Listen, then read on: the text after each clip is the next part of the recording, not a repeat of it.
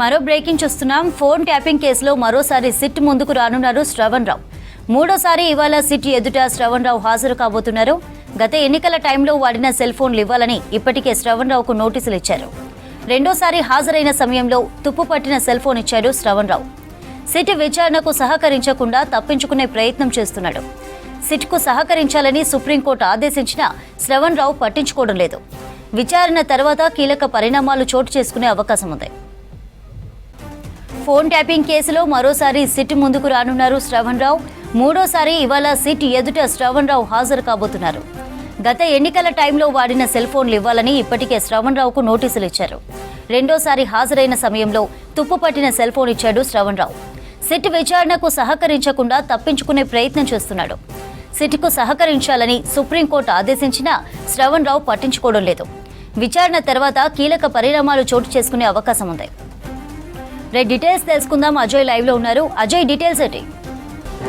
వ్యాప్తంగా సంచలనం రేపిన phone tapping case సంబంధించి ఈ కేసులో A6గా ఉన్నటువంటి శ్రవణ్ రావు మూడవసారి సిట్ ఎదుట మరి కాసేపట్లో విచారణకు హాజరు కాబోతున్నారు. శ్రవణ్ రావు సంబంధించిన రోల్ ఏంటి అనే దానిపైన పూర్తి స్థాయిలో కూడా సిట్ అధికారులు విచారించాలని భావిస్తున్నారు. ఫస్ట్ టైం విచారణకు వచ్చినప్పుడు ఉదయం 11 గంటల 15 నిమిషాలు విచారణకి వచ్చి దాదాపు సాయంత్రం 6 గంటల వరకు కూడా శ్రవణ్ రావును విచారించారు. అదే రోజు రెండోసారి విచారణకి వచ్చేటప్పుడు ఫోన్ ట్యాపింగ్ సంబంధించి ముఖ్యంగా ఇటు మునుగోడు కావచ్చు, దుబ్బాకకు సంబంధించిన ఎన్నికలు జరిగేటప్పుడు పెద్ద ఎత్తున ఇటు కాంగ్రెస్ పార్టీకి సంబంధించిన కొందరు మెయిన్ లీడర్స్ సంబంధించిన ఫోన్లు ట్యాప్ చేయడంతో పాటు ఇతరేతర ప్రముఖులకు సంబంధించి ఫోన్లు కూడా ట్యాప్ చేశారా అనేది ప్రధానమైన ఆరోపణలు ఉన్నాయి. ముఖ్యంగా శ్రవణ్ రావు ఇందులో క్రియాశీలకంగా వ్యవహరించాడు అనేది కూడా కొంతమేరకు పోలీసులు అనుమానిస్తున్నారు. ముఖ్యంగా ఈ కేసు సంబంధించి అప్పటి SIB చీఫ్ ప్రభాకర్ రావు కనుసన్నల్లోనే ఇదంతా కూడా జరిగింది. పూర్తి స్థాయిలో అతడు ఇచ్చిన ఆర్డర్స్ ప్రకారమే ఇవన్నీ కూడా చేశాము అంటూ కూడా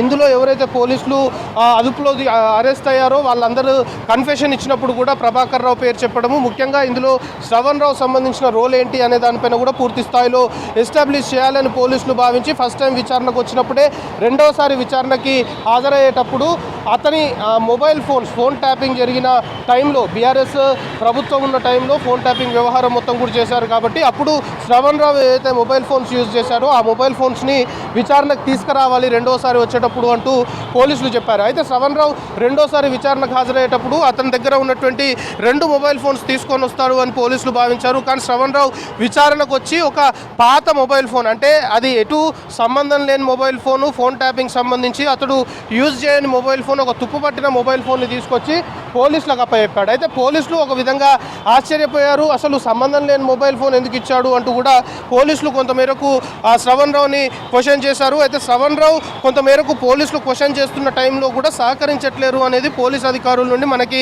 ఆఫ్ ద రికార్డ్ అందుతున్న ఇన్ఫర్మేషన్. సో ఈ రోజు మళ్ళీ ఒకసారి కూడా విచారణకు హాజరు కావాలి అంటూ ఆదేశాలు జారీ చేశారు. సో మనకు అందుతున్న సమాచారాన్ని బట్టి మరి కాసేపట్లోనే శ్రవణ్ రావు జూబ్లీ హిల్స్ పోలీస్ స్టేషన్లో సిట్ ఎదుట విచారణకి హాజరు కానున్నారు. పోలీసులు అయితే చాలా సీరియస్గా చెప్పారు. ఈ రోజు విచారణకి హాజరయ్యేటప్పుడు తన మొబైల్ ఫోన్స్, ముఖ్యంగా ఫోన్ ట్యాపింగ్ జరిగిన టైంలో అతడు ఏదైతే మొబైల్ ఫోన్స్ యూజ్ చేశాడో దాంతోపాటు శ్రవణ్ రావు కేసు వెలుగులోకి వచ్చిన తర్వాత విదేశాల్లో ఉన్నాడు, పోలీసుల విచారణకు అందుబాటులో లేడు. అయితే సుప్రీంకోర్టును ఆశ్రయించి సుప్రీంకోర్టుకు వెళ్ళి తనని అరెస్ట్ చేయవద్దు అంటూ మాత్రం తెచ్చుకోగలిగాడు. కానీ సుప్రీంకోర్టు కూడా చాలా క్లియర్గా నాట్ టు అరెస్ట్ ఇస్తూనే పోలీసుల విచారణకు సహకరించాలి, పోలీసులు ఎప్పుడు విచారణకు పిలిచినా వెళ్ళాలి అంటూ చెప్పింది. సో ప్రస్తుతం విచారణకి శ్రవణ్ రావు వచ్చేటప్పుడు అటు విదేశాల్లో ఉన్న టైంలో అతడు యూజ్ చేసిన మొబైల్ ఫోన్స్ అనుకోవచ్చు, లేకపోతే ఇతరేతర వాటన్నిటిపైన కూడా పూర్తి స్థాయిలో కూడా పోలీసు అధికారులు క్వశ్చన్ చేయాలని భావిస్తున్నారు. ముఖ్యంగా సర్వర్లను ఏర్పాటు చేసి మొత్తం ఫోన్ ట్యాపింగ్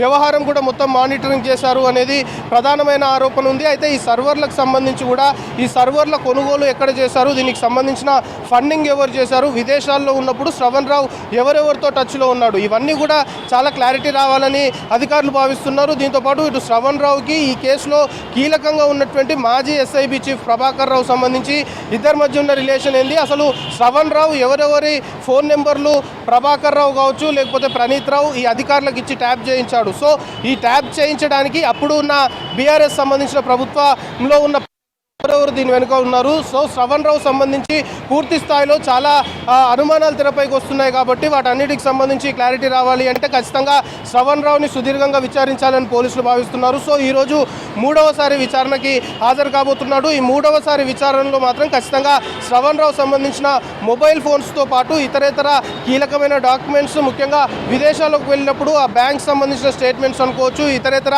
ఫినాన్షియల్ ట్రాన్సాక్షన్స్ సంబంధించి కూడా కొంతమేరకు పోలీసులు క్వశ్చన్ చేసే అవకాశం ఉంది. సో ఓవరాల్గా ఫోన్ ట్యాపింగ్ వ్యవహారంలో అసలు శ్రవణ్ రావు రోల్ ఏంటి అనే దానిపైన ఎస్టాబ్లిష్ చేసే దిశగానే పోలీసులు క్వశ్చన్ చేసే అవకాశం ఉంది. ముఖ్యంగా శ్రవణ్ రావు సంబంధించి ఈ ఫోన్ ట్యాపింగ్ వ్యవహారంలో ఏ విధంగా పార్టిసిపేట్ చేశాడు, ఇందులో ఏ విధంగా ఇన్వాల్వ్ అయ్యాడనే దానికి ఇప్పటికే పోలీసుల వద్ద కొన్ని ఆధారాలు కూడా సేకరించారు కాబట్టి ఆధారాలన్నింటినీ కూడా ముందుంచి విచారించే అవకాశం ఉంది. మొత్తానికి మాత్రం శ్రవణ్ రావు సంబంధించిన మొబైల్ ఫోన్ ఈ ఎపిసోడ్ మొత్తంలో కూడా కీలకంగా మారనుంది. ఆ మొబైల్ ఫోన్లో ఉన్నటువంటి డేటా అనుకోవచ్చు, లేకపోతే ఆ కాల్ లిస్ట్ అనుకోవచ్చు, ఇతరేతర వాటన్నిటిపైన కూడా పోలీసులు ఈరోజు ఆరా తీసే అవకాశం ఉంది. సో మరి కాసేపట్లోనే మనకు అందుతున్న ఇన్ఫర్మేషన్ బట్టి శ్రవణ్ రావు విచారణకు హాజరు కాబోతున్నాడు. ఈరోజు విచారణకు హాజరైన తర్వాత సుదీర్ఘంగా విచారించే అవకాశాలు ఉన్నాయి. దాంతోపాటు విచారణ పూర్తయిపోయిన తర్వాత కొన్ని పరిణామాలు కూడా మారే అవకాశాలు ఉన్నాయని పోలీసుల వర్గాల నుండి మనకు అందుతున్న ఇన్ఫర్మేషన్. సో ఈరోజు విచారణకు సంబంధించి మాత్రం ఈ ఫోన్ ట్యాపింగ్ వ్యవహారంలో శ్రవణ్ రావుని సుదీర్ఘంగా క్వశ్చన్ చేసి ఈ కేసు సంబంధించి పూర్తి స్థాయిలో కూడా